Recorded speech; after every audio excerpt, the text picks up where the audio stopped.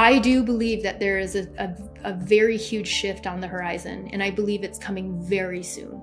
And I believe that we are like probably in the very last days of a reality that in our observance that is going to shift in a way that is beyond your comprehension, like down to the finite details of everything that's around you. It's like, I feel like my message is I want to tell people, soak it in, take it in, enjoy it, savor it, even the mundane, even the things that annoy you, even the things that you take for granted and you don't think of, simple things. This way of life that we have here in this dimension, in this reality, on this timeline.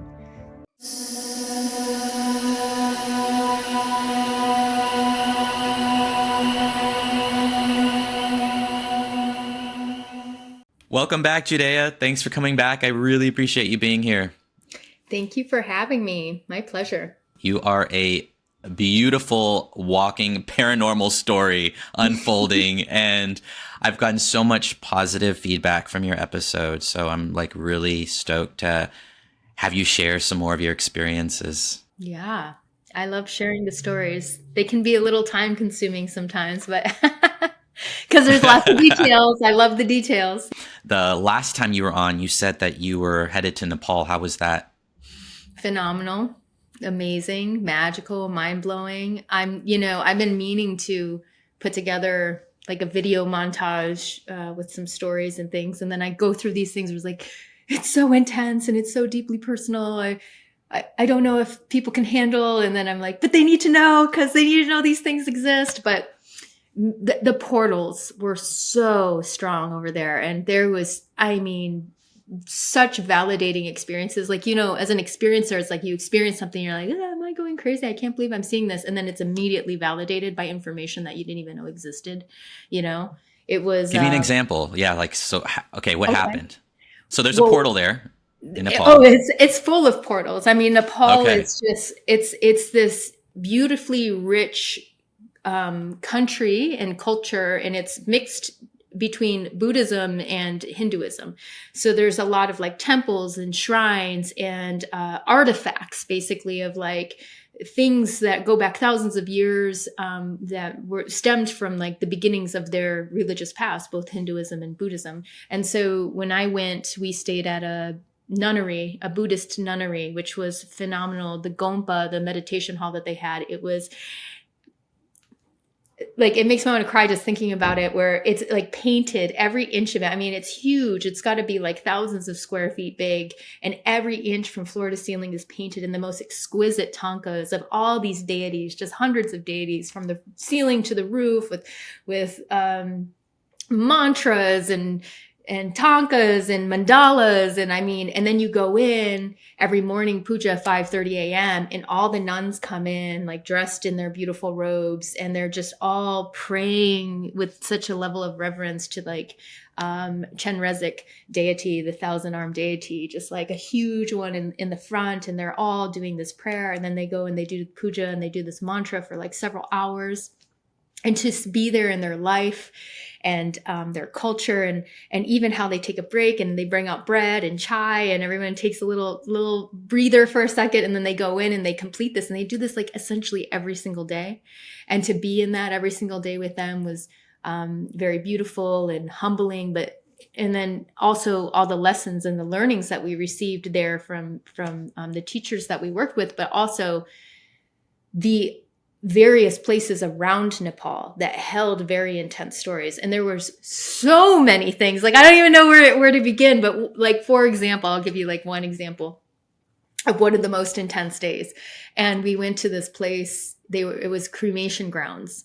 And, it's where the Hindus would go and bring the bodies of their deceased, and they would wash them in the sacred waters of the river, and they would put them on funeral pyres. And so there was like all these pyres down these super ancient old like stoneworks with like, looks like temples. And I don't even know what it is, but just so old. It's been there for thousands of years.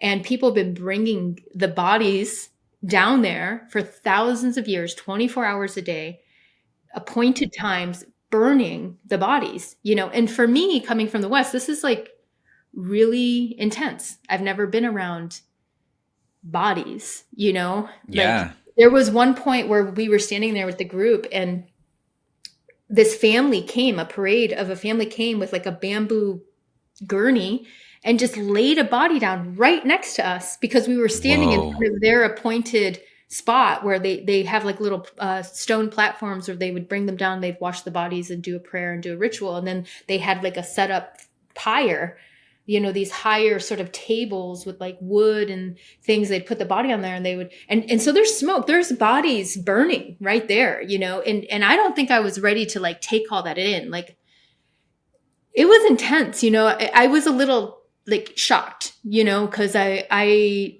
wasn't necessarily prepared, and I was just kind of in the moment of what was happening. But beyond that area where the funerals were happening, there were these two caves that we were going to, and it was called a Naropa cave and a Talopa cave. And the only pre-story that I had going to this is that there was these monks way back in the day that received their enlightenment in these caves. And so it was supposed to be like the portals were strong, and we were going to get an opportunity to go in these caves and sit in the actual caves that these monks received a rainbow body, like full blown enlightenment. And one of the caves was for like the master teacher, and one of them was for his like apprentice, and the caves were right next to each other. And so I'm kind of just along for the ride, I'm just kind of going with the flow of things, and we're going through the funeral area, and we go up into these caves, and we kind of go up into this hill, and you look in the caves, and I'm just like, oh, they're so tiny, they're like just enough for one or two people, and it wasn't what I expected. I think I thought we were going to go in these like big massive caves that were like houses or something. Yeah. And they weren't. Yeah. And I went in to the first cave, just so naive. I feel like sometimes I'm just like, la da da, like, I don't know, cool, it's a cave. And I was like, oh, this is interesting. I go into the cave and I sit down, and it was like, bah, bah. Like, it was like this force came out of the sky, or came out from above me, right? And this is one of those moments where like, am I crazy? Like, am I seeing the thing that I'm seeing? And I sit in the cave literally thinking I'm just going to like have a little meditation. This is the very first cave I went to. And this energy just filled up the whole cave. And what I saw was this giant mandala break open over my head. Like, it was just an astral mandala. It was made out of energy, and it was like slow motion spinning. And right of the center of it was right over the top of my head. And this beam of light came through the mandala, and there was this presence of a being that had blue energy, blue skin, blue color. And I didn't know who it was or what it was, but I knew that it was a very powerful being. And I knew that there was information, if you will. It was almost like I was being downloaded with this light. It felt like this light had information in it, but I wouldn't be able to tell you what it was. But it was just only a sense that I was being filled up with something that I needed, right? While this mandala is going, I mean, tears are just going down my eyes, and it's so visual, that I'm like, I'm beside myself because I'm not expecting anything. I wasn't going in there with any expectation. And I asked, while I was in it, I was like, what are you giving me? What is this? And I heard, it's the truth. And my human side of me was like, really, the truth? That's the answer? Like, that seems like very cliche. Seems like a cop out of an answer, because my human side is just like, really? That's like not very exciting, I was like, I wanted more details, and so I received this light, and I'm trying not to judge it or whatever, but I'm also just completely blown away, and it's all happening so fast that it's like you can't really take it in when it's happening. It's all just sort of unfolding, and then it kind of dissipates and dies down, and my tears kind of go away, and then I'm like just in the cave, and I was like, whoa. I was like, did that just happen? Like, let me get out of here and like take my breath. And so I like take my breath, and the rest of the people are going, and I was the first person to sit in the cave, and I kind of came out. I was like, oh my God, are you all going to see this? Sometimes when you see beings, you've explained it as seeing them like in physical form. Did you see it with your third eye, or did you see it in physical form? That is a super good question. Sometimes the luminosity of the inner vision is so strong that it projects outwardly. So even though I want to say it was in my mind's eye, but it was like high definition, like full color, shapes, patterns. And it was so bright that I wasn't in the cave anymore. You know what I'm saying? Like the way I remember it is as though this mandala of light broke open and was spinning and a golden light came down. And there was this sense right up here that there was this very larger than life, much higher, you know, it might have looked like it was 20 feet tall for all I know, a sense of a blue presence, a blue being. I thought it was like a blue extraterrestrial, honestly. Like I was like, it's something so advanced and so I can't put my finger on. And in my memory of seeing it, it felt like a physical experience. And then it died down and then I was just in the cave. And I was like, was that in my mind? Because my eyes were closed, maybe, you know, it's hard to say because the energy was coming in so fast and I was sort of blindsided by it. I was not expecting to see anything. I don't know anything about this cave. I just know a monk received their rainbow body in there. I don't know under why or what they received, right? Because on this particular day, which was also interesting, is in the morning, generally we would do like a class and we would talk about where we were going to go that day and what the story was. But this trip was very long and we had to go very far. So we had to leave early in the morning and we were going to do the class the next day. So I had no information. I had no sense of what I was going to or what we were doing, with the exception of that this is a cave that somebody that I don't remember their name was receiving their rainbow body. And so that was cool enough for me. And so this is what happens. Now we step out of the cave and it just so happens that 2 llamas were coming to visit those caves at that exact moment. As I was stepping out, 2 llamas were coming up, 2 Buddhist monks were coming up.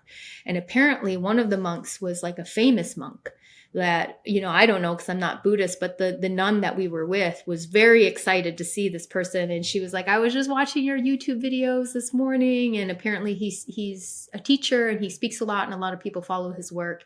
And he's kind of like a famous lama.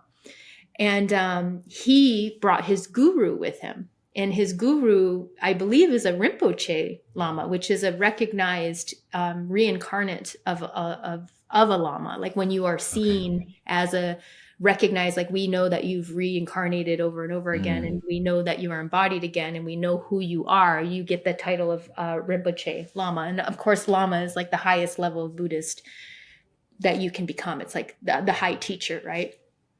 And so they come up and he's, you know, and once we realize, our whole group realized like, whoa, what a special moment that we happen to be here while this very high level Lama is bringing his most high level Lama to come visit these caves.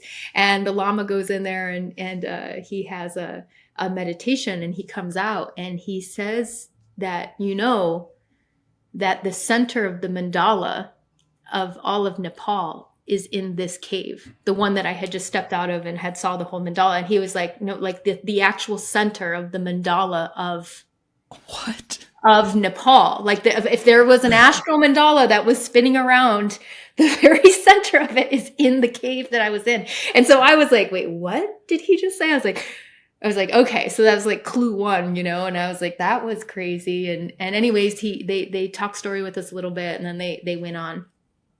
And I just want to bring you back down into the cremation ground before I tell you the other validation that I got. So then we had gone back down to the cremation grounds. And there was a man who had just passed. And his wife was just wailing on top of him, just crying and grieving.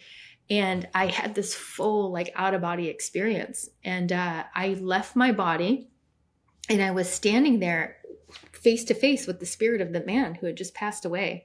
And when I tell you like clear, like this was one of the most clear, lucid, high definition out of body experiences I've ever had. It was like the whole world silenced. I could see the woman crying. I could see all the people, everybody was walking around. There was like hundreds, if not thousands of people down here at the cremation grounds. And it's just me and this guy. And he's looking at me, like looking at his wife, like looking at me like, can you help her? Can you console her? Like he seemed a little frantic, like help her. And he's looking at her and I'm looking at him and I'm crying because I'm like, I can't do anything. I can't help you. But I could also sense and see that this particular man, like he knew he was past. He was okay with it. He was at peace with it, but he was having a hard time observing the grieving that his family was going through. And he just wanted to console them, but he couldn't, they couldn't see him. They didn't know he was there. And it was like, he was looking to me to be like, can you tell her like, I'm okay. And I'm right here. And I'm like, I can't, this is not my space to intrude.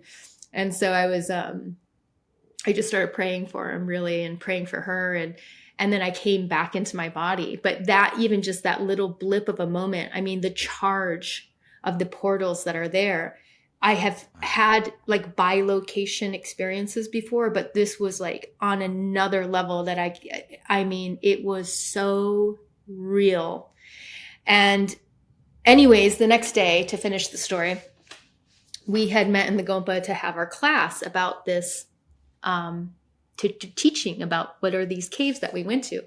And our teacher, Yarka, who helped me, she said, well, the story goes that this monk went into this cave and did these meditations, and he received instructions from a blue Buddha, which I didn't know, from a blue Buddha, and he received instructions. And these instructions was like a very specific meditation. And if you did this meditation according to the instructions, it would ignite you with some sort of like enlightenment or some sort of healing, right? And she's like, and we're going to do the meditation. I'm going to walk you through it. I'm going to give you the translation of the meditation. So we're like, okay, we're going to receive the meditation that the blue Buddha instructed him in this cave.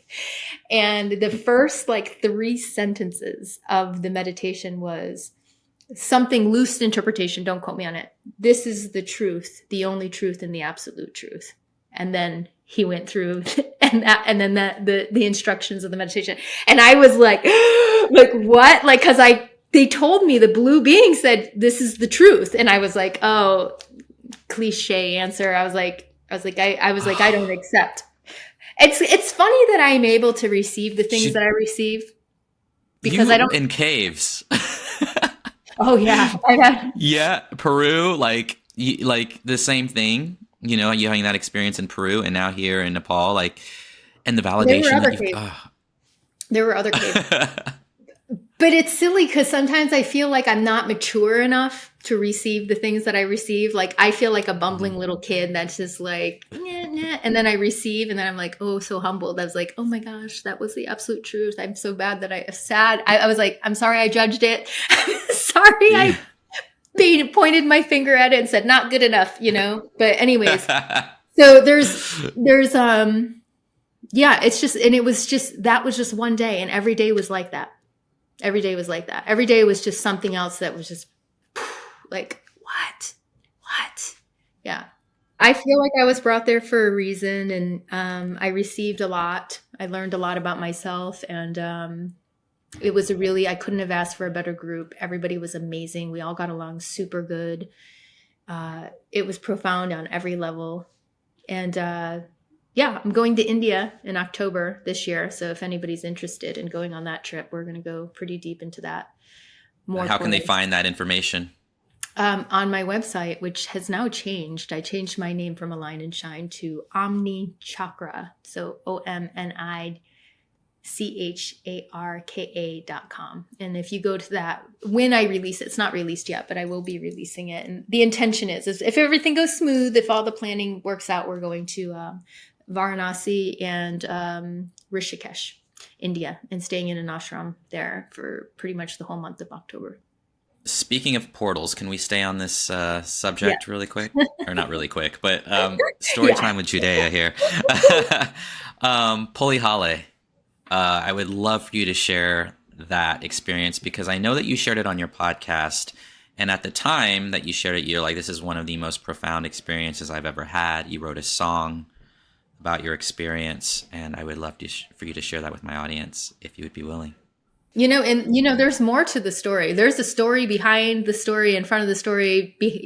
There's stories around that story that in itself are profound, which I've never told. that are very, intense and personal and all of that. But I will add some things, some insights that I have in this story that might be different than the version that you heard on my own podcast, which is, by the way, if anyone wants to hear that version of it, it's Astral Projection and Ghost Stories 3, I think was the title of that I think it episode. was 2. Oh, 2. Okay, thank you. But it's at the Yeah. very end.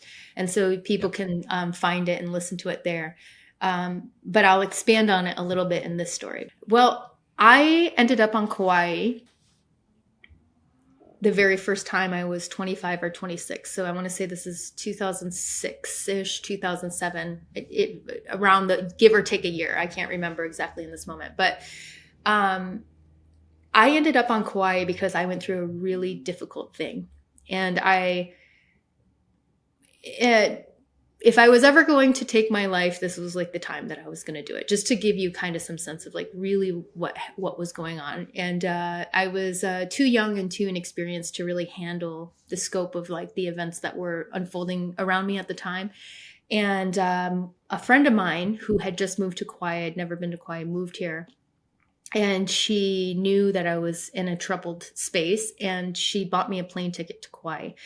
And it left literally that day. Like, she's like, I bought a plane ticket. It leaves in like 4 hours. Get on the plane. And I had nothing. I had no money. I had no possessions. I mean, just to give you a sense of where my life was in that point. And so I Whoa. reluctantly got on that plane. I didn't want to come to Kauai, but I felt so guilty because my friend was like a single mom and she didn't have a lot of money, and it was a big gesture. And I was like, okay, well, I'm not going to like not go. And I cried my whole way to Kauai and landed here and was mad about being here, just crying on the beach every day about like, this is the last place I need to be, in the middle of nowhere. And I was really questioning all aspects of my reality because I was also very open and very psychic.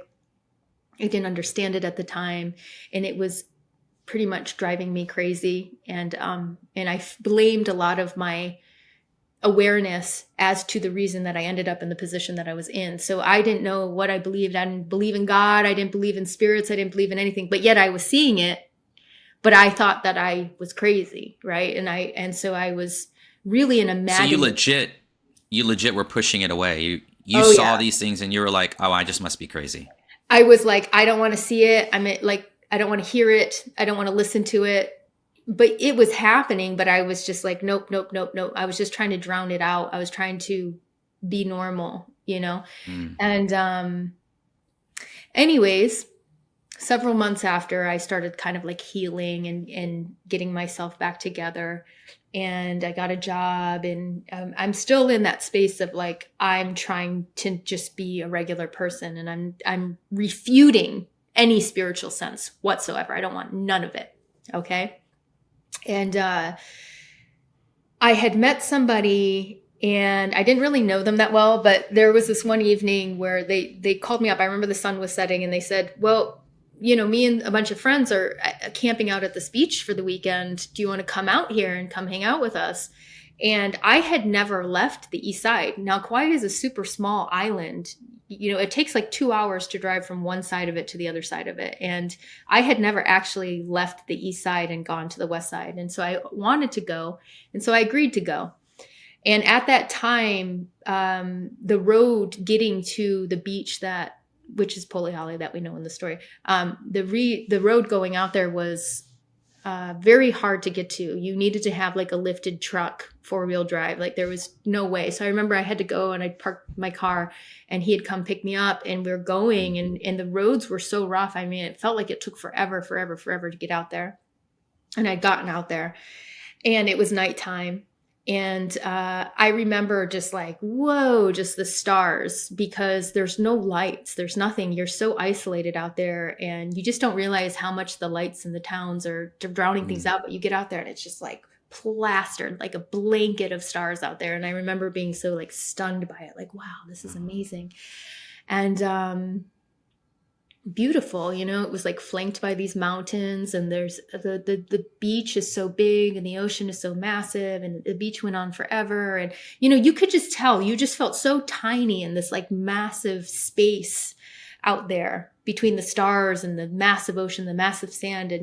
And here I am with this person that I don't really know, and with all his friends that I don't know. And, they're all like comfortable, and I'm socially awkward and very sensitive and empathic and dealing with all the things. And I'm feeling very anxious.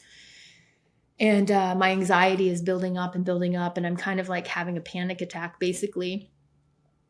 And I remember I told that friend, I said, hey, I'm going to go just take a walk, and you don't need to come find me, but I'll come back later. Cause I also want to have friends, and I don't want to come off really weird, but I'm, how it is maybe. But anyway, so I go out on the beach. Okay. I'm standing out the beach. So there's like campgrounds there that you can rent. And they had rented a few of the pavilions, and they have like their barbecues set up, and they're playing music, and they're hanging out and having a good time. And anyways, I go out on the beach. And I'm sitting there, and my anxiety is through the roof. I'm having like a full-blown like panic attack. And before my eyes, a spirit shows up. And what sets this particular spirit apart from any other spirit I'd seen is how clear they looked. Like they were very solid to me. Like clearly they were energy, clearly they were spirit, but they were so like opaque that I couldn't see through them. You know what I mean? Like it was Wow. like they were energy. It was like, I don't even know how to describe it. It was like they were made out of white, gray light, and they were opaque enough that I couldn't see through them, opaque enough that I could see the details. It was a young man. He looked like he was in his 20s. He had just like a t-shirt on, just pants, like normal, nothing too extravagant. And he shows up in front of me, but not only that, but aurically I can see the sadness, the sorrow, the grief in his face. He's not showing up happy. He looks depraved in a way, And I can hear him talking to me, and he's saying, those are my friends, and I miss them. Can you help them see me and hear me like you can? I know you can see me. Like, I want to see my friends. Help me see my friends. And I'm all like, oh my God, what is going on? I get up immediately, and I like move over like 20 feet, and I like sit back on the ground, and I was like, I'm going crazy. Like, what was that? Like, I've never seen anything so clear. Like, as soon as I saw him, I was like jolting. And then he came over to me again. He said, please, as my friends, like, I know you can see me. Like, can you help them see me like you can see me? And I got up again, and I was like freaking out. And I'm like, I've never seen a spirit this clear, head to toe, full body apparition. And he comes over the third time, and he sticks out his finger, and he pokes me, and I feel his finger go into my shoulder, and I'm just like, No way. Just imagine, like, I mean, it felt like a finger, and I never felt anything like that. It felt like a real person, poking me. And I was like, all right, I freaked out because, mind you, I had been in this space of denial of like, I'm not seeing this, I'm not hearing this, I'm not engaging with it, I don't have nothing to do with it. And so now I'm being poked by this apparition down on the beach. And I said, all right. And I was angry. I was like, I see you. What do you want? Leave me alone. Like, go away, go away. I'm just kind of being crabby at this person. And I saw them sort of like recoil, and they were like sad, and they were just like, I just want to see my friends, and I felt this sadness in them. Like, I really empathized with what they were feeling, and I felt like, oh my gosh, now I feel bad because now I'm really seeing this person as a person and not something that I may be seeing.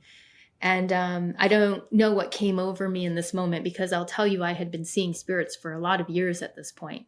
And in my previous experiences of seeing spirits, there was always this sense that I wanted to help them, and but I just didn't know how to help them. I didn't know what I was supposed to do. I saw in the movies, go to the light. I remember a couple of times I'd been like, go to the light, and they would laugh at me. The spirits would laugh at me like I was a joke. Or they would or they'd run away, recoil, hiss at me. There was like all kinds of reactions that I got every time I tried to send them to the light, because that was the only thing I knew because of Poltergeist movie or whatever, And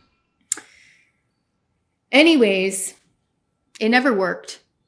And really, I realized it didn't work is because I didn't even believe that I was sending them to the light. I didn't know what I believed. I didn't know if there was a doorway. I didn't know where the doorway was, how to open it, how to get them through it. But yet there was always this sort of sense like, I wish I could help these people. And so now here I am at the beach, and here's this guy, and he's about my age.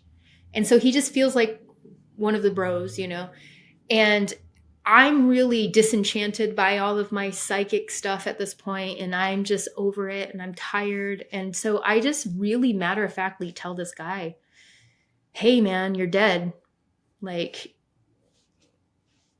you're not helping anybody by being around. Your energy's super heavy. They can't see you. They're not going to be able to see you. But my senses are, and I said to him, I'm pretty sure that if you go home or back to God, that time doesn't exist there. And it'll seem like a snap of a finger, like a split second, and you'll be able to see your friends again. And I said this sort of not even certain that it was true, but somehow a part of me felt really deeply that it was true.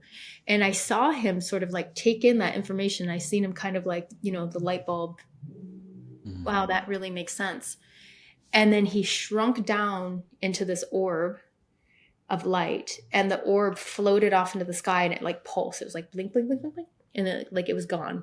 And it was like many different colors, and it went off into the sky. And I felt this release like when it happened. And I knew instantly that I had just helped this guy cross over. Like I knew that he had gone into the light. And I was like, yeah, I remember like, oh my God, I did it. I did it. Like I finally figured it out. I was like, oh, you just have to be real. You just have to talk normal. Because before I'd be like, go to the light, you know, it was like so cheesy. And I was very proud of myself. And I felt really good and elated. As soon as I got happy, the next thing I know, as I'm cheering for myself, another spirit and another spirit and another spirit and another spirit. And so now I have like a group of spirits in front of me. And they're all just as solid. But now there's like 4 or 5 of them. And they're all, in my perception, menacing and dark. Like they're people, they were men, and they had a very negative energy to me. Like I thought they wanted to hurt me. I thought that they wanted to do bad things to me. I felt like this is very negative, low energy. And I got up and I moved, and they followed me, and I got up and I moved. It was like the same scenario again. And that is when I got knocked over, and something bumped into me. And I remember I fell forward, and I remember I had looked back behind me, and I saw this tall man with glasses on. And he was like, yelling, like, what are you doing here? Like, you're in my way. Like, he was so mad I was in his way. Like, I got in his path somehow, and he almost tripped over me, and he was ticked off about it. And then he starts scurrying past me. And at this point, you know, my anxiety, my heart is beating. I don't know what's going on. This is all happening so fast. I was like, oh my God, what's happening? I'm in this like place where all the bad people go, all the dark spirits. And I get up and I stand up. And when I stand up and I turn around, because I had been facing the ocean, and when I stand up, I immediately realize that I am in a sea of souls. Like it's like a crowd. It's just, there's countless, hundreds, thousands of them just all walking down the beach. It reminded me of like when I would be at a concert or something, and you just see a sea of people walking. And I just saw all these people. And then I turn around and I look back over the mountains, and I can see that up to the top of one of the mountains, or by the mountains, there's like what looks like a doorway or an opening. And there's all these spirits walking like out of nowhere, like just coming out of nowhere. And they're coming down almost like they're walking down the mountain. And then they were congregating on the beach right where I was standing. And then when I looked up and I looked out over the ocean, they were all moving out over the ocean towards the point of the mountains that are kind of separate the west side from the north shore, right? And anyways, I obviously was stunned and just in shock. You know, what do you do when you see that? And part of me was like wanting to run, but I like looked everywhere. There was nowhere to run. All I could see was a sea of people. And I was kind of paralyzed, actually. I was so afraid and I was so scared that I was paralyzed. And I remember my whole body was like shaking, just shaking. Like I didn't know what to do. And I was just watching these people go by me. And what was so interesting in my observation was they weren't carrying anything. Okay. They had their clothes on and they were all walking by themselves, and they were all walking like spaced out. Like they were just walking from there to the mountain, over the ocean, and they weren't paying attention to anybody else around them. They were just walking forward in sort of a trance. And it was like they just instinctually knew they had to walk from one point to the other point, and they were just walking. And, but what was interesting was the ones that were walking by me, because when they would get close to me, it was like almost either they didn't see me and then suddenly they saw me, and it shocked them. So they would be walking and then they'd be like look at me, and then they would like touch me, like, oh, what are you doing here, and I was like, scared, like I don't know what's going on, I'm freaking out. And I had several conversations with some of the ones that went by me, and they were all different. And definitively I could tell you there was like this one elder gentleman that was like he was like a rancher.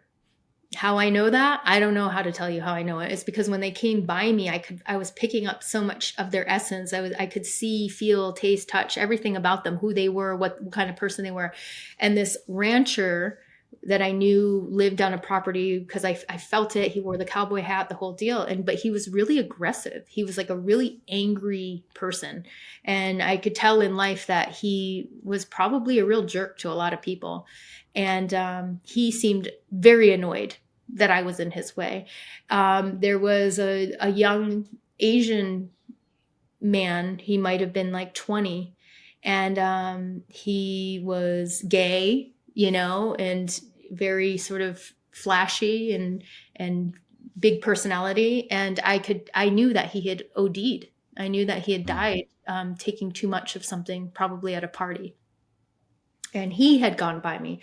I saw a fat man who sat on a couch and ate junk food his whole life and withered away watching TV. It was just very lethargic and very lazy, and and so I was like seeing these people walk by me, and the ones that would walk by me would stop. Some of them would talk to me. Some of them would just move on. Some of them would poke me and touch me. So now I'm having all these like hands prod me as I'm like shaking, freaking out, watching thousands of souls walk by me. I don't know what's going on.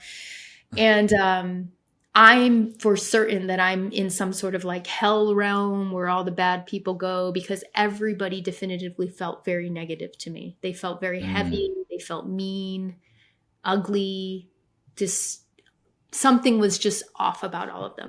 And then not only that, but they all looked dead and depleted. Like they had the big bags and the sunken in faces, and they looked gray and depleted. And so now, in the midst of all of that, I see this family walking towards me. And it's an African family, definitively African, because I can see the fabrics of the clothes that they're wearing. Like the woman had a headdress and she was wrapped, and it was African fabrics. And it was this woman with a man, with like a young man, like a teenage boy, and a small child. And she's holding the child. And they're walking towards me, and they're beaming, smiling. Like they are so happy to see me, and they stick out, because in the sea of just this muck and all this craziness, there's this family, and they're just like walking towards me with this huge smile on their face. And it was such a relief, because I was like so freaked out by everything. And I'm like communicating with them telepathically, like, oh my God, are you here to save me? Are you my spirit guides? Like, what are you? Like, oh my gosh, like, you can't get here fast enough. Like I literally was just trying to grab onto them because they had such a peaceful, sweet, loving energy, and they were emanating it towards me specifically. And as they got closer to me, I could smell the smoke, and I could like the thickness of the smoke that they had all died from. And I knew that they had all died in a fire, a family fire together. I mean, it was just like I couldn't breathe, And then as they were getting closer, I could see like parts of their clothing and their skin that were charred from the fire. Because, there is an aspect of when people die, if they're not even fully aware of how they died, there's like, I imagine like when they left their body, they might see a piece of themselves. And so there's like this weird anomaly that happens with people who are dead. Like if they lost the limb, like sometimes their arm is there and sometimes the arm is missing. You know what I'm saying? Like it's like their consciousness is projecting themselves because they think that they still have an arm, but yet they have this imprint that they've lost their arm. And it's kind of, it's interesting seeing spirit. And so all these dynamics are kind of into play, like as these spirits are coming through. And anyways, they said, no, telepathically, we're not here for you. We're here like everybody else, is what they said. We're the same as everybody else here. And it hit me, and I was like, wait, what? And so then I like kind of calmed down because their energy was so soothing. And I looked around and I really looked at everybody, and I was like, oh, there's like old people and young people. There's men, there's women, there's children, there's white people, black people, Asian people, brown people. I mean, it was every race, every color. I was like, I definitively know that they were gay people and not gay people. I saw different religious aspects, different cultures. It didn't matter. They were all there. And I saw people who were really not good. And I also saw people who were actually quite okay, you know? But yet there was also this sense of like, even the best of the best still had a weightiness, a weight to the cloak of energy that they were wearing. It was like everybody just had this like cloak that they were wearing. And it was like the tiredness of their whole life. Like even that African family that was with me, I could tell that they were good, but they were so tired. They were so tired. They worked so hard, you know, just like grinding every day, probably for survival. And I could feel that wear and tear. And if you felt that, you might take that as being negative, but it's not necessarily negative. It's just density. It's just heaviness. And so anyways, these spirits are coming through. And I realized that they're not all terrible and they're not all bad. And there was like a direct knowing. I don't know how to explain to you, but what I knew was that all of these people were leaving their life, and that wherever they were going out over the ocean into that other place, that they were going to be washed of that cloak that was on them. All the weight of their life was going to be alleviated from them, and they were going to be renewed. And I knew this. And at the same time, as wild as this sounds, I swear I heard whales in the ocean, wailing, you know, like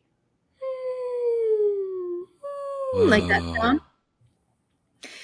And the wailing sounded like wailing of like a mother who has lost their child. Like imagine if, like, and I just got this sense of like, it felt like I was seeing like in my mind's eye, like a mother who had just lost their baby, and like this pure, sweet, innocent little soul, and the wailing, the grieving that happens. And I just heard these wails, and there was just a sense of grieving and death and like this transition that was happening. And I'm watching them go out over the ocean. And I just knew, you know, that they were going to be liberated. And I knew it didn't matter what type of person you were. It didn't matter if you were the worst person or the best person. They were walking right next to each other. It didn't matter what age, race, sexual orientation, nothing. None of it mattered. They were all just walking. They were all going over there, and they were all going to be liberated. And so I fell to my knees and I just started crying, because obviously I just, you know, that whole year was just hell for me. I went through a really dark place. I feel like I made a lot of stupid choices that got me into the position that I was in. I felt like I needed a lot of forgiveness. I needed to forgive myself. I was longing to receive what these people, these souls were about to receive. I wanted to be washed too. And so I fell to the ground and I started praying and asking and begging to receive the liberation that they were going to receive. And then next thing I know, the friend who had invited me out there was tapping me on the shoulder. I don't know how long I was in the stand for. Yeah. And, you know, and I was like, and he's like, hey, the food's done. Are you hungry? Do you want to come and eat? You know? And I'm all from like, one world to another. totally. Like, and I remember I like looked up at him, and then I like looked around, and I'm like looking down the beach, and there's nothing. There's no dead people. There's no souls. There's no parades. There's nothing. It was just me and him on the beach. And I get off, and I'm kind of like, okay, you know, I go back to the campsite, and, you know, he's like serving me like food on a plate, and I'm just kind of like, oh my God. And everybody's talking and laughing, and they're old friends. And like one of the guys says, what do you think about the beach? It's your first time here. You like it, you know? And I'm just like deer in headlights, you know? I was like, okay, Well, I'm deciding in this moment, do I tell these people what I just saw or do I make friends? Because I thought for certain they're not going to want to be friends with me. And I can't help it. I'm so stunned. I just start just blurting out what happened, from the beginning to the end. And everybody's dead silent and they're just listening to me. And the last thing I said is like, do you all think I'm crazy? I'm so sorry. Do you think I'm crazy? And the guy looks at me. He's like, do you know where you're at? And I was like, no. And he says, you're at Polihale, which means house of the dead. And all the kapuna, all the elders here say that this is the exiting point for all souls on the earth when they move and transition to the other side. And it was like, I'm telling you, bro, if there was like a boulder that weighed 1,000,000 pounds that was on me, it was like, it came off of me. And I was like, hugest validation of my life. Like, I was like, what? Like, not only did I see the exact thing that this place is known for, but the culture of these people who I'm just getting to know because I'm still new in Hawaii at the time are like, no question that that's true. They didn't look at me weird or sideways. They were more just like, yeah, that's exactly what this place is, And I found out several months later that the Dalai Lama had come to Kauai because there are portals here that are spoken about in the Tibetan scripture, I guess. So I hear. And one of the places that's talked about is this island. And that Polihale is one of the places of the exiting point for all souls. And Kalalea, which is on the exact opposite side, the east side, is an entering point for new souls as they're incarnating. And so the Dalai Lama himself came here for this very specific reason, and just to go to these two portal sites. And so this is information that I didn't know. And that was a definitive changing point for me because like I said, thought I was crazy. I refused to believe in God or the light or spirits or whatever. And I was just wanting to be normal. And then from that point on, I had to really be like, no, this is real and this is legit. And so I need to embrace it. And so I reestablished my relationship with my spirituality from that point on. And the rest is history. Wow. That's incredible. Okay. So I have a couple of questions about that. Mm-hmm. So the first spirit that you saw there, he said, those are my friends. Mm-hmm. Was it the group that you were with that mm-hmm. he was talking about? Yep. Did you find out a name? Did you mm-hmm. ever tell them, hey, I saw one of your friends? Yeah. Eventually I come to find out that it was, I don't want to like say the name or anything because just because, but right. One of their friends had died about 6 months prior to that. And he died suddenly and unexpectedly. And it was the person who invited me out, it was actually his very best friend. And all that whole group was still processing the mourning of this kid that they had grown up with. But like I said, I didn't know any of them. I didn't know who any of them were. I didn't know any of the stories, but I had come to find out afterwards as I got to know this group of friends. And I put two and two together. You know what I'm saying? Like, and then I saw pictures right. of this person and I was like, oh yeah, that was definitely him. So it was just like more and more validation. Like I knew I was seeing legitimate stuff. But yeah, they had a friend that passed away suddenly and he was maybe 24. He was pretty young. Wow. That validation, that is so incredible, Judea. It's so amazing that you get the validation afterwards. It's not something that you're imagining. It's not very something you're rare. making up. Trust. Like when you're like psychic and have abilities, 99.9% of everything you see is no validation. It's on a hope and a faith and a prayer that what you're seeing is correct. And then once in a great while, you get something that is like undeniably, and it's the fuel that keeps you going, because it's very difficult to have a very expanded awareness that nobody else is aware of, and that you're just seeing and picking up these things. But yeah, it was major. It was a huge moment. I can imagine. So someone like him who gets stuck I imagine for myself when I pass, like I don't want to hang around. I want to go straight to the light. And mm-hmm. I would imagine, I would hope that it would just be an automatic like vacuum. You would just get sucked into it. But that apparently doesn't happen. There's souls that get left behind or stay behind. How does that happen? That's very interesting because there's another piece to the Polihale story. At Polihale in my observance, it's very interesting when that doorway happens that the spirits are coming through. There's like basically one of two things that happen. If you're very light and very clear and you're embracing your passage, you very swiftly just go right across, like right over to the ocean. Just you move from the doorway to the other doorway, and that's it. But at Polihali, which was so interesting over the years, it's like if you're down there, and I brought other mediums down there, and it's very intense. A lot of people can't handle it. A lot of people go to there and they never want to go back. They're like, okay, I felt it. I'm good. I don't need to come back here ever again. And then there's other people who love it. They can't get enough of it, which is me. But what happens is those spirits that are holding a lot of density and a lot of sorrows and a lot of processes, and they're not yet ready to accept that they've died, or they're not made peace with certain things in their life, that density carries them. It's like this weight. It's like an anchor, and it pulls them down to the beach there. So there's many that just whoosh, just go. And then there's a large number of them that land there on the beach, and they kind of like walk in circles, scratching their head, trying to figure out what's going on. And eventually they get the clarity that they need, or they finish processing what they needed. And once they get that sort of like lift, they're able to go out over the ocean. And I've been observing it. It's been like a deep study for the last, almost 15 plus years that I've been going to that beach and seeing and observing how it happens. But yeah, back to your question, not everybody gets stuck. Not everybody takes their time. A lot of people just very quickly, boom, go right over into the light. Okay, I've always wondered that.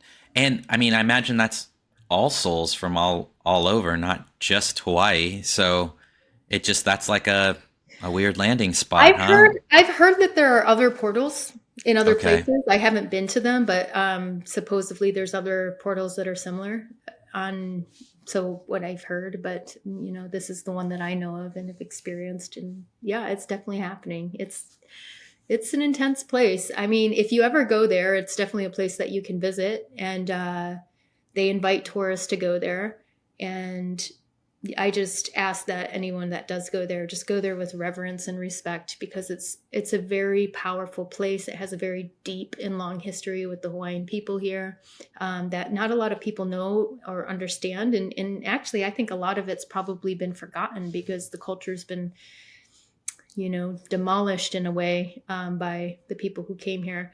And so just trust, like, it is a real privilege to be able to go to a place like that and be in the vicinity of energies. Even if you can't see them or experience them, just know that they're there, and give it your respects. That's my only request if you go. So I had a guest on my show, Vinny Todd, and you had him on your podcast. Mm-hmm. He came onto your podcast 2 times. The second time he mentioned a lot of things, but one of them was about this big shift that's happening within the next couple of years. It was mind-blowing. He said a lot of interesting things. Do you remember the episode that I'm talking about? His original episode was near-death experience, where he talks about his near-death experience. That's how I found him, was when he shared that on your podcast. Right. And the follow-up was after death Q&A with Vincent Tolman. That's what it's called. Yeah, that's the one. He had this prophecy, and that there's a big shift that's about to happen within the next couple of years. And I keep hearing this. And I know that you've had a prophecy that you've shared, and I'm curious what parts of it are in alignment. What are the commonalities between both prophecies about this apparent shift that's supposed to happen? What does that look like? It's a heavy topic. A few things to share. First of all, I have been receiving prophecy for at least 20 years, more than 20 years. And of all the things that I've experienced in terms of being psychic, seeing dead people and talking to supernatural beings and all of this, and every single layer that I've gone through, that's like, I'm going crazy. And then I get to a point now where it's like, nobody questions that people see spirits now. Whether or not you believe it or not, you know that there's a gazillion other people who are seeing these things. And so you don't question it anymore. And so I've settled myself with a lot of the things that I experience. But one of the things that will drive me crazy is prophecy. It's the one thing that I'm just like, oh, okay, I'm done. I can't handle this. This thing that I'm seeing is just so crazy, and people will label me as crazy, you know, and the judgment, the stigma, I'll be canceled if I tell anybody that I see this thing. You know, I had to go through this whole process over the last 20 years with it. But anyways, a few years ago, 3 years ago, I recorded a rendition of the prophecy of how I saw it at that point in time, like the culmination, the timeline of events, and all the things that I perceived. And I recorded it and I put it out there anonymously. I didn't attach my name or my face to it because I was afraid of the backlash I was going to get, because a lot of the things I said in there were very controversial.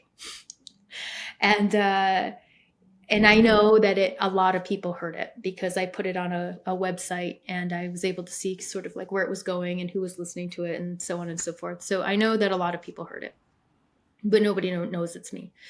Now, jump ahead 3 years, and I meet Vinny, and Vinny tells this extraordinary story. And then after the podcast got done recording, and me and Patty were talking to Vinny, I was like, hey, while you were on the other side, did you happen to see any events in the future? And he was like, oh, yeah, I saw all the things.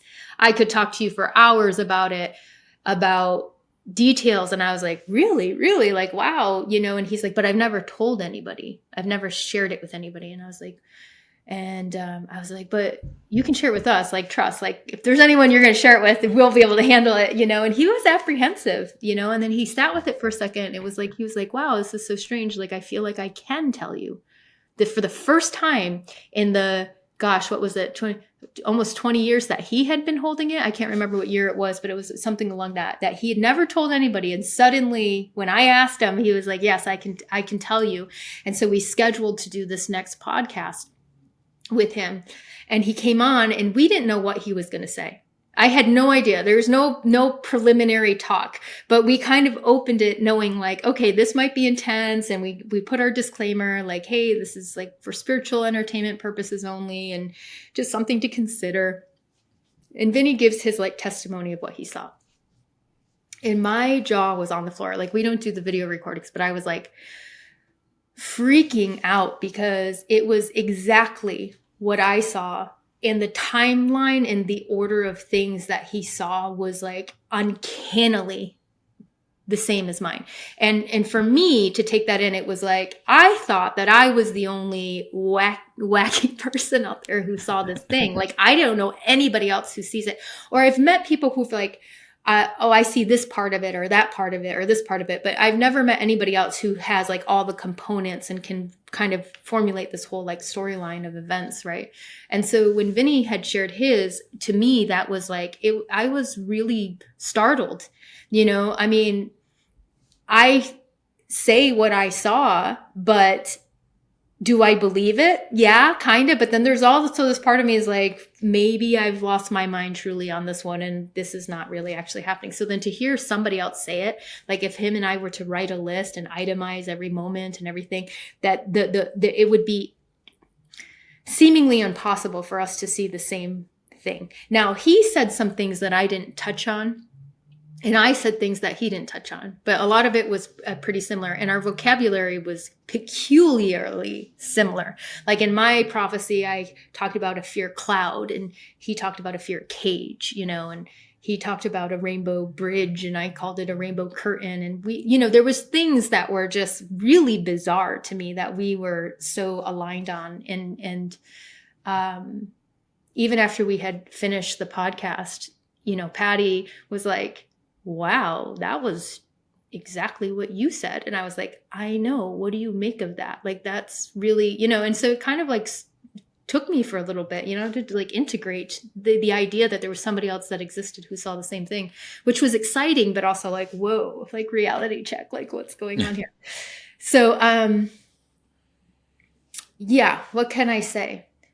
In light of that, I will say this, is like, it was also made me really happy that I did mine anonymously, because there were a lot of people who had a hard time with that podcast, and they took it out on me and Patty.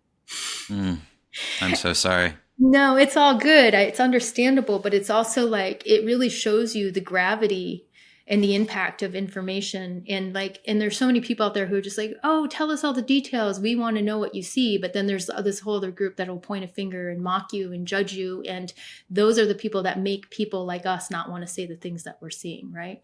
And but yet, the like I said, the gravity of the message and the thing is so important that there's like a greater calling to share it. And the reason I even made my recording and shared it was not because I wanted to. Trust, I fought it tooth and nail. I was fighting spirit the whole way. I was like, nope, not doing it, not doing it. And it was like I was pushed and pushed and pushed until I finally, and originally I only shared it with like maybe 12 people. And I gave them permission to share it with other people. And before I knew it, everybody had heard it. So originally I only gave it to 12 people. And Wow. now the question is like, where do I align with what Vinny said? And, I align with a lot of it. That's the truth of it. And call that scary or not, I align with a lot of it. But I think I would like to expand on it, because not to say anyone's right or wrong, like, oh, that Vinny got this wrong, or maybe I got that wrong, or how that works. I do believe that there is a very huge shift on the horizon, and I believe it's coming very soon.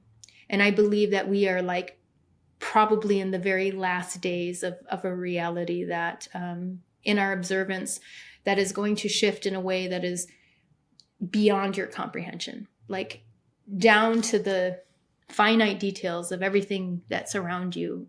It's like, I feel like my message is I want to tell people, soak it in, take it in, enjoy it, savor it, even the mundane, even the things that annoy you, even the things that you take for granted and you don't think of, simple things. This way of life that we have here in this dimension, in this reality, on this timeline. Because it doesn't take a genius to tell you that it's changing. We look back at our lives, I'm a child of the 80s before the internet.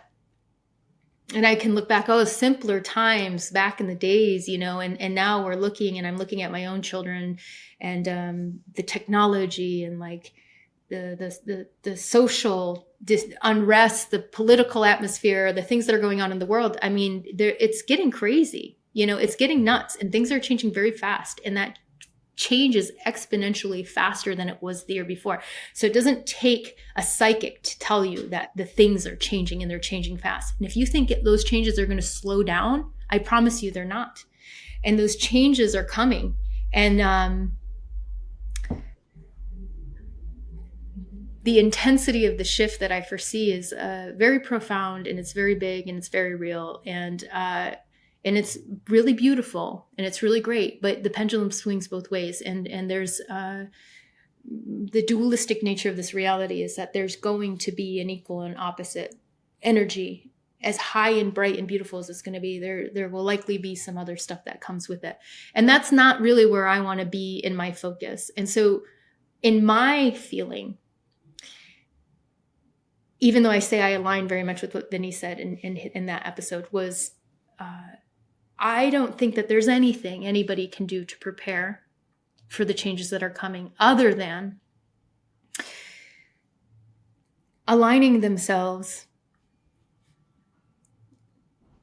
with the light, with God, with spirit, with their higher self. I don't care what you want to call it. I don't give a crap about the labels. It's about being good, being righteous, walking the path, being selfless, recognizing the things that you need to work on in yourself, and finding peace within yourself, letting go of the stories, letting go of the wounds, the traumas, the vindications, the anger, let go of all of it, and get right and get clear. And because that's the only thing that's going to decide the position you'll be in when these changes happen. It has nothing to do with how much money you have. It has nothing to do with what bunker and how much food and like whether you have provisions stocked up, because the change that I foresee happening has nothing to do with what's happening on this third dimensional timeline. And we need to get out of this third dimensional mindset, because that's the way people are operating. I can say for certain that the collective atmosphere that we're in on this planet right now is that everybody knows something's coming. It is a collective consciousness. We know something is coming, whether we think it's World War III or another pandemic or a financial collapse or an alien invasion or whatever. But the good part about this collective awareness is that we are observing ourselves as we. We're not observing ourselves as like these individual, like, oh, what's going to happen to me and my house and my family and my things. It's like, no, what's going to happen to us? We are now finally on a stepping stone to a greater awareness of consciousness, that we are aware that something is going to happen to us, to the planet, to the people. And whatever this thing is, this like impending feeling that we're all collectively having. I have no doubt every single person listening to this is like, oh yeah, I feel it too. There's something coming. I don't know what it is. It's on the horizon. It's like this looming feeling. I don't want to say it's paralyzing fear, but it's not necessarily positive either. It's sort of like this kind of spooky, eerie, like something's coming and it's going to affect all of us. And the reason we're all feeling that is because something's coming and it's going to affect all of us. And, and so, as I said, it's not meant to like spread fear, because like I said, there's nothing that we can do to change it. And I don't think there's anyone out there who can predict exactly when it's going to happen. I think we can get into a window. I think we can get into a neighborhood of time, as Vinny does, he feels very sort of concrete on his timeline. Fair enough, but it's all interpretation. Or there's Right. many of us intuitive people picking up information and we can get within a window, but I think there's sort of a consensus, and you don't even have to be psychic or spiritual. There's a collective consensus that something's coming. And I believe the shift is imminent, and I think it's soon. And I just... Can you share, do you feel comfortable sharing what soon means with like, what is this window? Soon is, it might as well be tomorrow. That's what I mean by soon. And so the imminency of people really taking it in, really finding appreciation and gratitude for the things around them, and really finding a way to be helpful to your fellow brothers and sisters, to pray for the planet, to pray for humanity. There are people dying. There are people being killed. There are people and places in this world where people are begging to the very last ounce of their being to God to change things, to eradicate the darkness out of the world. We live in a very privileged reality, and where maybe we don't have to look in the face the wrongdoings of the world. And so the idea of our like little sanctuary or little safety space being like taken away seems so major, but there are people who are really suffering out here, and they're begging, pleading with whatever powers may be for it to be changed. So this change would be very welcomed to many. But yeah, I'm saying it soon, and I'm saying it might as well happen tomorrow. That's my message. So it's like all hands on deck. Let's not waste any time. Get it together, people. Get correct and get clear. If you have some things you need to let go of, if you have some healing, you have some traumas, you have some things in your awareness, if you have some bad habits, if you have some whatever, like do what you can to clean that from you. And use whatever methods that you have. Go to different teachers, go to healers, work with the plants, work with prayer, go to the church. We're beyond that at this point in the labels. If it means going to church and praying, if it means going to the temple, if it means going to that ceremony and that ritual, if it means going to see your therapist, I mean, for crying out loud, do whatever you can. And that's where I'm at. And I mean it with like a level of sincerity and seriousness that I can't even convey to you. Like if I could scream it to the top of the mountains, I would. But there's also like that other part of me that's like, maybe I've really lost it this time and I'm crazy. But then at the same time, I can't be, because I see that there are other people out there giving the same message. We're all seeing the same thing. Mm-hmm. So anyways, I think that I feel like whatever it is that I'm saying is going to hit home to the people who are already in alignment with it. And if you're not in alignment with it, you'll remember it later if something does unfold that is very intense. But the end all say all message that I have is like, everything's going to be good and everything's going to be fine and you're going to be okay, but it's going to be intense. Okay. Everything's going to be okay. You're going to be good and you're going to be fine. But work on yourself, find your light. Some strong words. There's a lot there. I can feel a lot of energy. When you say reality shift, the things are going to change completely compared to like what we know. Mm-hmm. Is there like a glimpse of what that means or what that looks like? Yeah. I will, imagine it like a lot of people who are on a spiritual path are aware that they're flawed, and they are aware that they're imperfect. And so they're always digging in themselves to figure it out, like hidden traumas, hidden things, bad behaviors that they're still trying to forgive themselves for. People who are on a spiritual path, people who are attracted to this podcast or my podcast, we all have an awareness of that in ourselves. And so we're continuously digging through those things, and we're trying to find healing, and we're trying to find more clarity, more alignment, and even those who are watching these because they want to be more psychic or tap into their mediumship more, maybe that's it. But you know what the pathway to that is the clarity within your soul. The more clear, the more beautifully the energy runs, the more clarity you have in your perceptions of this reality, or all realities, right?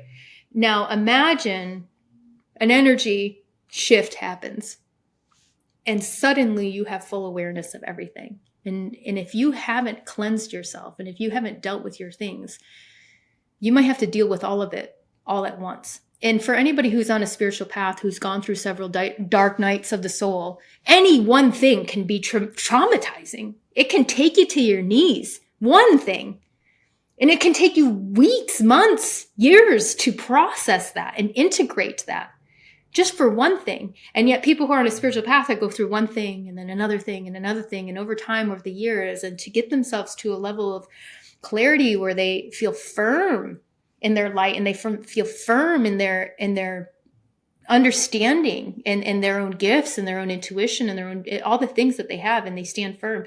And now imagine all these people who don't, and they have all these things, and they're just like burying it with alcohol and drugs and ignorance and bad behaviors, and they're finding some other way to sustain themselves because they don't want to look at the painful thing, and imagine an energy coming in that suddenly makes all of that very aware, very clear. I mean, we're getting pulses of these changes now. And this is why a lot of people are spiritually waking up, and they're becoming more sensitive, and they're seeing the synchronicities, and they're seeing their guides and angels, and they're having supernatural experiences. And we're having more and more of that. We've seen this progressively happen because these energies, these pulses of energy are coming in faster and faster and faster, but it's going to climax. This is just the foreplay of a big climax that's about to happen. And when that energy comes thrusting in, you're going to see a lot. And if you haven't rifled through your stuff, that's going to be a very difficult process. And some people are going to be very disoriented and very challenged, and they're going to have a hard time with it. And some people, it won't be as hard. And some people, it will be nothing at all. It'll be nothing. And that's the way that I see it. So, it's like a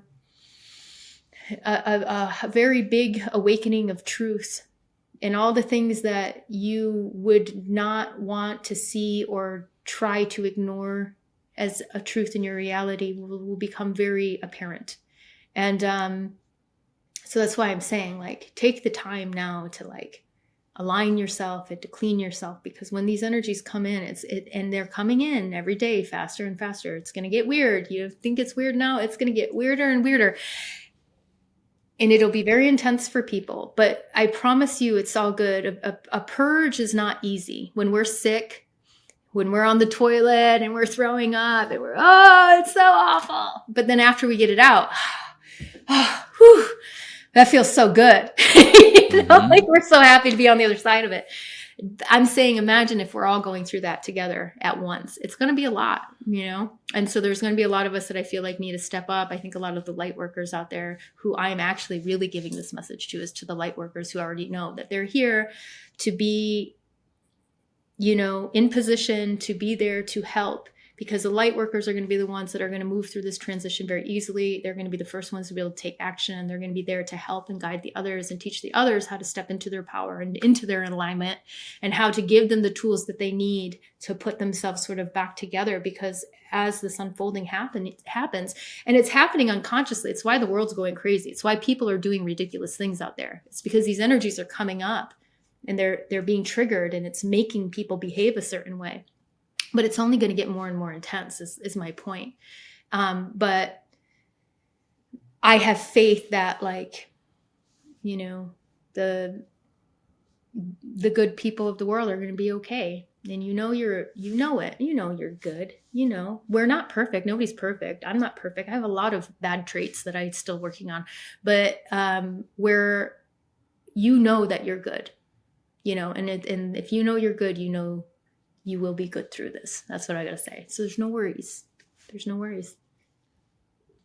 No worries. I'm imagining, Judea, when I saw that orb, that light manifest in front of me that I've shared with you in the past. There was like this instant shift and this instant knowing and this instant like becoming one with everything and knowing that everything was okay. And it was the most magical experience ever. And I'm ready to have that all the time. I'm hoping it's something like that. This light coming in and just shifting everyone back into place. I've seen it. I mean, I've had a supernatural experience. So I completely resonate with what you're saying. And,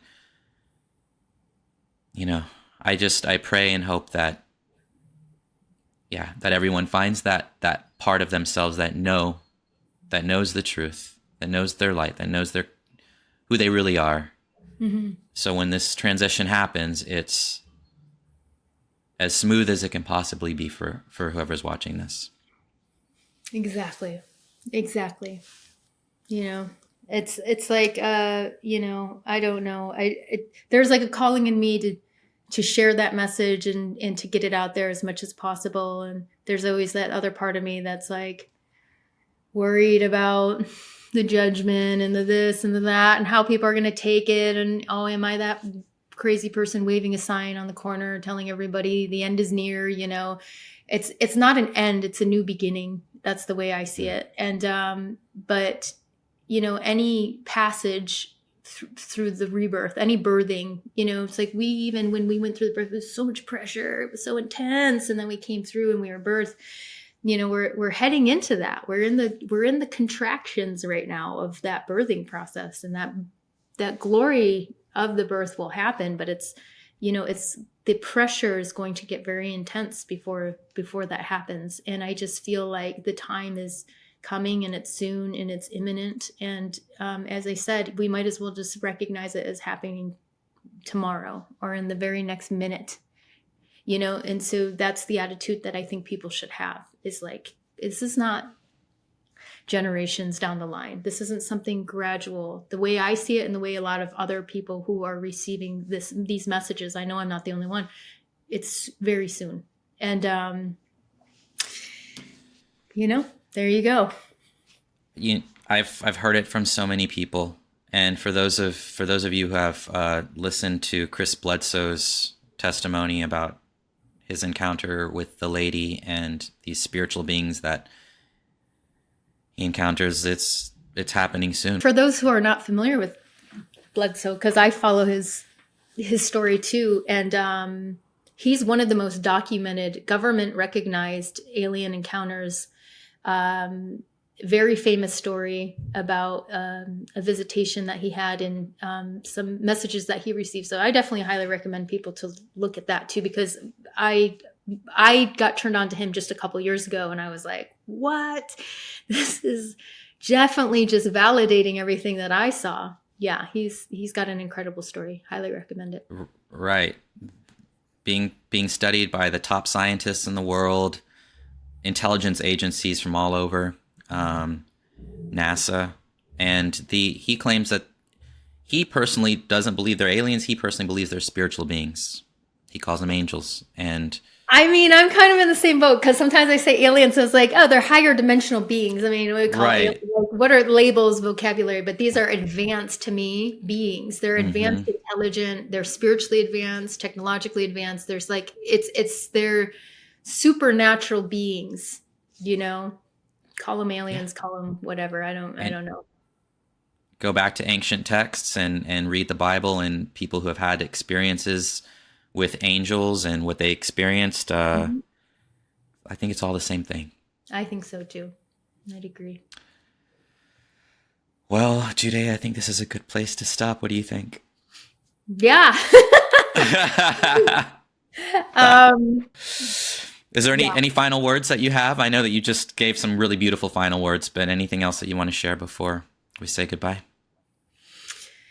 No, I mean, just either, I guess I want people to just be in the present moment as much as possible and to just really, stop and smell the roses and take it all in and just follow your own guidance and follow your own heart and maintain a faith in the light and the plan and in whatever is guiding us. And that's my final word. Thank you so much again, Judea, for coming on. And it's always a pleasure having you. I adore you, and I wish you the best in 2024. Same, same. Blessings.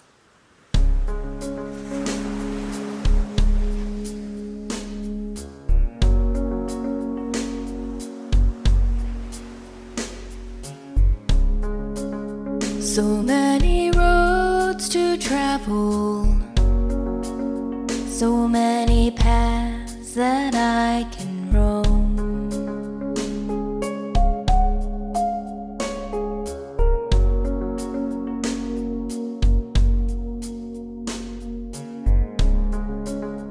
And all along I'm searching, just trying to find my way back home.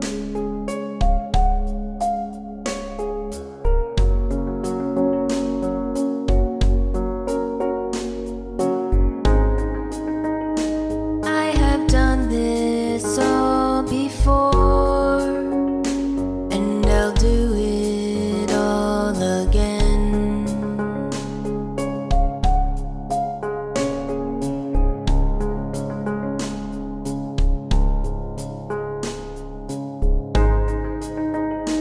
I have done this all before, and I'll do it all again.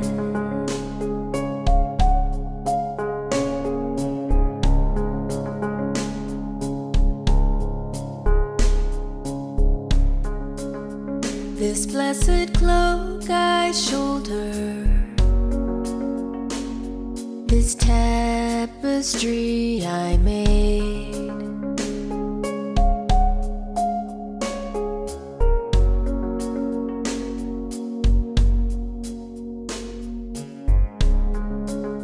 my choices wove its colors. What's been done can never fade.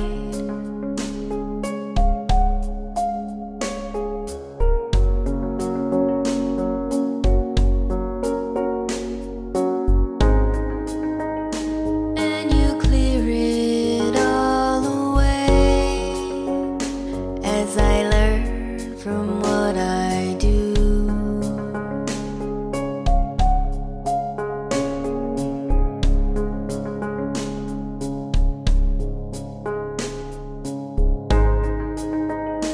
And you clear it all away as I learn from what I do.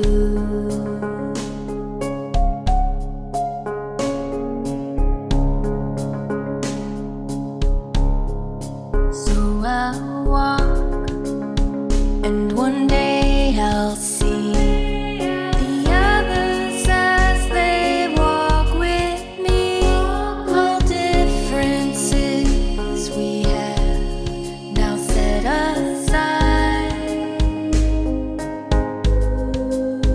and I know that we all deserve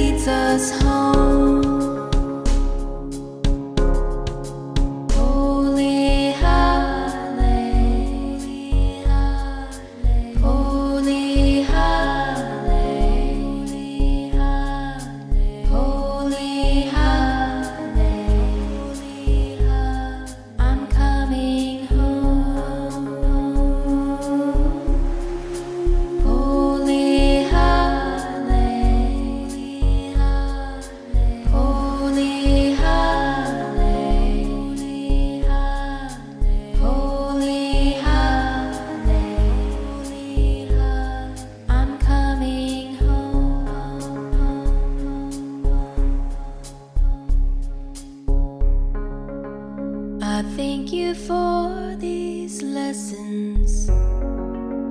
I thank you for the trying times.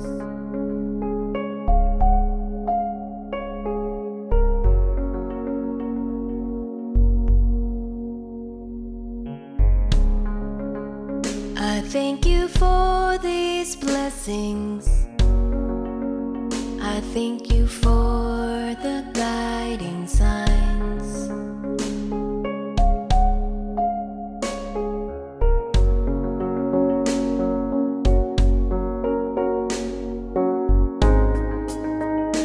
I would do it all again if it lead me back to you.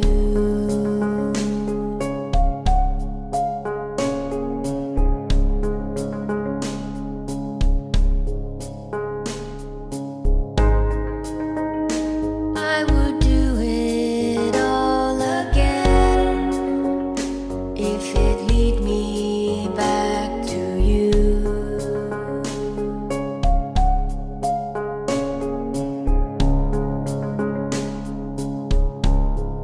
So I'll walk, and one day I'll see the others as they walk with me. The differences we have now set aside, and I know that we all deserve